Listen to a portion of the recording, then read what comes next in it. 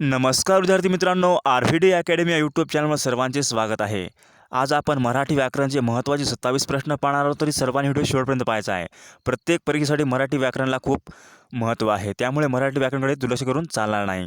म्हणून आपण आज 27 महत्त्वाचे प्रश्न पाहणार आहोत. तर सर्वांनी 27 पैकी 27 उत्तरे बरोबर देण्याचा प्रयत्न करायचा आहे. तर या ठिकाणी पहिला प्रश्न जो असा आहे, खालीलपैकी कोणत्या वाक्यामध्ये आज्ञार्थी क्रियापद आलेले आहे? खालीलपैकी कोणत्या वाक्यामध्ये आज्ञार्थी क्रियापद आलेले आहे? तर या ठिकाणी आपल्याकडे 4 वाक्य आहेत. तर या ठिकाणी ऑप्शन क्रमांक 1, देवा सर्वांना सुखी ठेव, या वाक्यामध्ये आज्ञार्थी क्रियापद आलेले आहे. ऑप्शन क्रमांक 1 हे उत्तर बरोबर होईल. नेक्स्ट पुढचा प्रश्न पाहू. पुढचा प्रश्न असा आहे, त्या आजारी माणसाला आता थोडे बसवते, या वाक्यातील अधोरेखित शब्द कोणत्या क्रियापद आहे? वाक्य काय आहे? त्या आजारी माणसाला आता थोडे बसवते, या वाक्यातील अधोरेखित क्रियापद कोणते आहे? तर या ठिकाणी ऑप्शन क्रमांक 2 शक्य क्रियापद. ऑप्शन क्रमांक 2 हे उत्तर बरोबर होईल. नेक्स्ट पुढचा प्रश्न पाहू.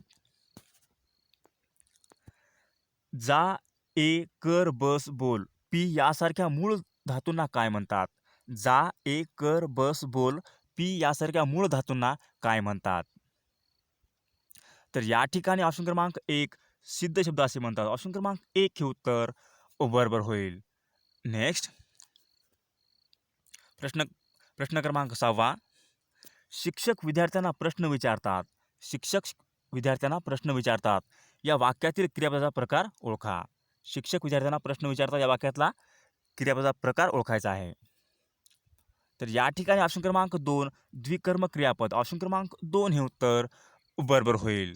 नेक्स्ट प्रश्न क्रमांक 7. संयुक्त क्रियापद म्हणजे काय? संयुक्त क्रियापद म्हणजे काय? तर या ठिकाणी ऑप्शन क्रमांक 4 धातू साधित प्लस सहाय्यक क्रियापद. ऑप्शन क्रमांक 4 हे उत्तर बरोबर होईल. नेक्स्ट प्रश्न क्रमांक 8. संस्कृतमध्ये क्रियापदाला टिंबटिंब असे म्हणतात. संस्कृतमध्ये क्रियापदाला टिंबटिंब असे म्हणतात. तर या ठिकाणी ऑप्शन क्रमांक 1 आख्यात. संस्कृतमध्ये क्रियापदाला आख्यात असे म्हणतात. ऑप्शन क्रमांक 1 हे उत्तर बरोबर होईल. नेक्स्ट पुढचा प्रश्न पाहू.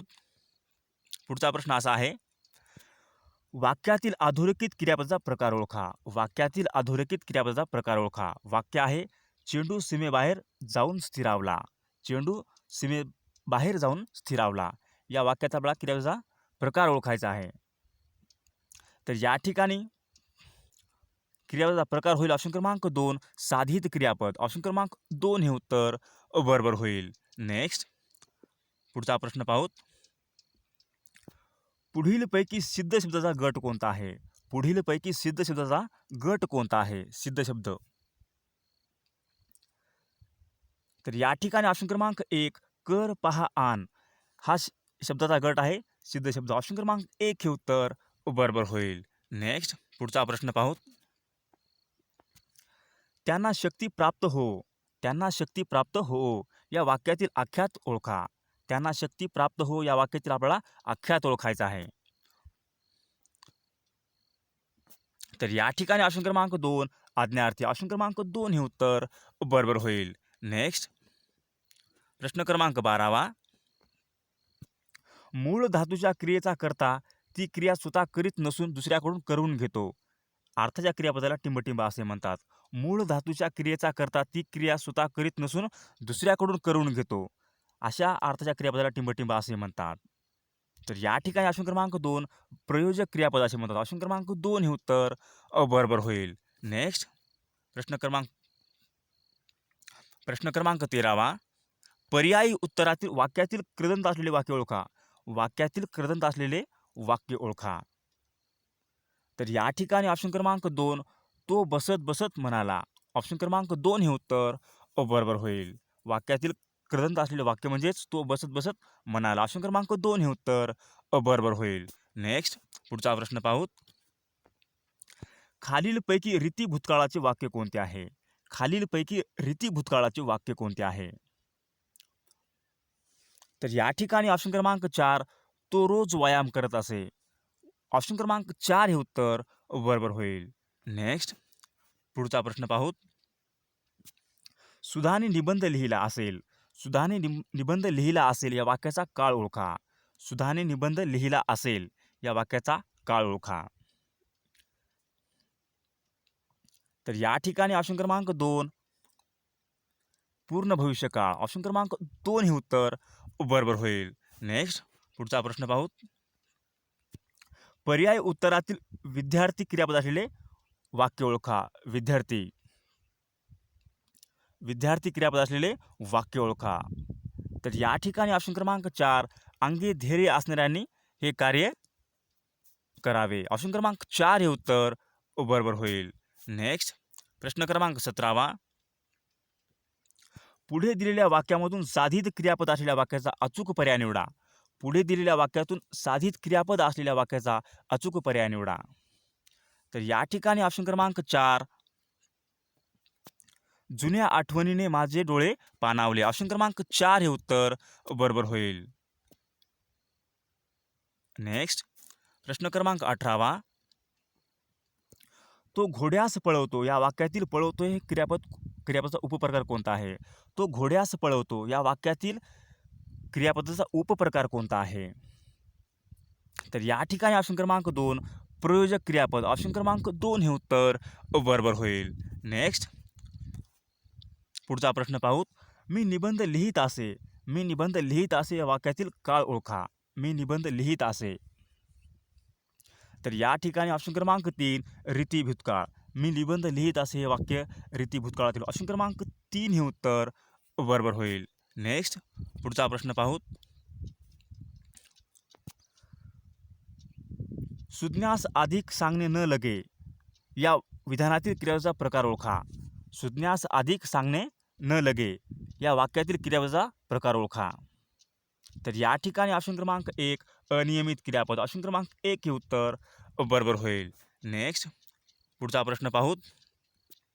पुढीलपैकी कोणत्या वाक्यामध्ये प्रयोजक क्रियापद आहे. पुढीलपैकी कोणत्या वाक्यामध्ये प्रयोजक क्रियापद आहे. तर या ठिकाणी ऑप्शन क्रमांक 3 ज्ञानेश्वराने भिंत चालवली अशी आख्यायिका आहे. ऑप्शन क्रमांक 3 हे उत्तर बरोबर होईल. नेक्स्ट प्रश्न क्रमांक 26 दिलेल्या वाक्यातील क्रियापदाचा प्रकार ओळखा. दिलेल्या वाक्यातील क्रियापदाचा प्रकार ओळखा. वाक्य आहे आईने मुलीला लाडू दिला. या वाक्यातील आपल्याला क्रियापदाचा प्रकार ओळखायचा आहे. तर या ठिकाणी ऑप्शन क्रमांक 3 द्विकर्म क्रियापद. ऑप्शन क्रमांक 3 हे उत्तर बरोबर होईल. नेक्स्ट पुढील प्रश्न पाहू.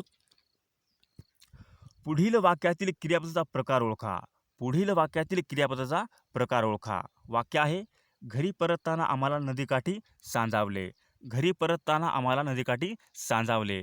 या वाक्यातील आपल्याला क्रियापदाचा प्रकार ओळखायचा आहे. तर या ठिकाणी ऑप्शन क्रमांक 3 तर्क क्रियापद. ऑप्शन क्रमांक 3 हे उत्तर बरोबर होईल. नेक्स्ट प्रश्न क्रमांक 28 पुढीलपैकी अनियमित क्रियापद कोणते आहेत.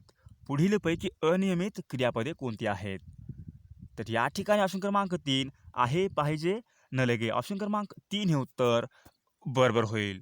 नेक्स्ट प्रश्न क्रमांक 30 पुढील उदाहरणातून अपूर्ण वर्तमान काळ असलेले ओळखा. पुढील उदाहरणातून अपूर्ण वर्तमान काळ असलेले ओळखायचे आहे. अपूर्ण वर्तमान काळ. तर या ठिकाणी ऑप्शन क्रमांक 1 मी जात असे हे वाक्य अपूर्ण वर्तमान काळातील होईल. ऑप्शन क्रमांक 1 हे उत्तर बरोबर होईल. नेक्स्ट पुढील प्रश्न पाहू. वाक्याचा अर्थ पूर्ण करणाऱ्या क्रियावाचक विकारी शब्दाला टिंबटिंब असे म्हणतात. वाक्याचा अर्थ पूर्ण करणाऱ्या क्रियावाचक विकारी शब्दाला टिंबटिंब असे म्हणतात. तर या ठिकाणी ऑप्शन क्रमांक 2 क्रियापद असे म्हणतात. वाक्याचा अर्थ पूर्ण करणाऱ्या क्रियावाचक विकारी शब्दाला क्रियापद असे म्हणतात. ऑप्शन क्रमांक 2 हे उत्तर बरोबर होईल. नेक्स्ट पुढचा प्रश्न पाहू. वाक्यातील क्रियापदाच्या रूपावरून कर्तव्य, शक्यता, योग्यता, इच्छा यांचा बोध होतो तेव्हा त्यास टिंबटिंब क्रियापद असे म्हणतात.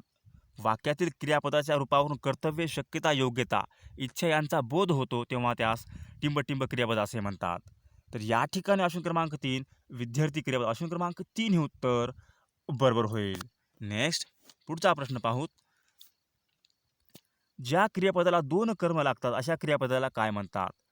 ज्या क्रियापदाला 2 कर्म लागतात अशा क्रियापदाला काय म्हणतात? तर या ठिकाणी ऑप्शन क्रमांक 2 द्विकर्म क्रियापद. ऑप्शन क्रमांक 2 हे उत्तर बरोबर होईल. नेक्स्ट पुढचा प्रश्न पाहू. आई त्या मुलाला हसवते. आई त्या मुलाला हसवते. हे उदाहरण क्रियापदाच्या कोणत्या प्रकारामध्ये मोडते? आई त्या मुलाला हसवते. हे उदाहरण कोणत्या क्रियापदाच्या प्रकारामध्ये मोडते? तर या ठिकाणी ऑप्शन क्रमांक 1 प्रयोजक क्रियापदामध्ये मोडते. ऑप्शन क्रमांक 1 हे उत्तर बरोबर होईल.